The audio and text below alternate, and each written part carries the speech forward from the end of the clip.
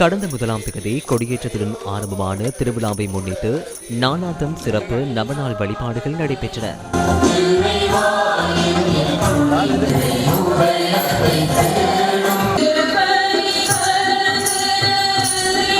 இதன் தொடர்ச்சியாக நேற்றிரவு சிறப்பு நற்கருணை ஆராதனை இடம்பெற்றது.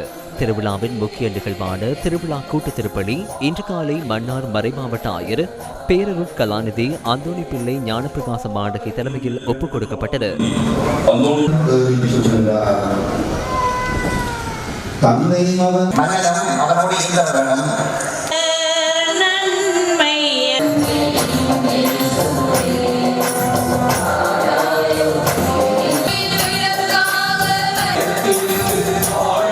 திருப்பலியை தொடர்ந்து புனித லோரன்சியாரின் அலங்கரிக்கப்பட்ட திருச்சொரூப பவனி ஆலய வீதிக்குலா வந்ததுடன் இதில் பெருந்திரளான பக்தர்கள் கலந்து கொண்டு புனிதரின் ஆசீர்வாதத்தை பெற்றுக் கொண்டனர்.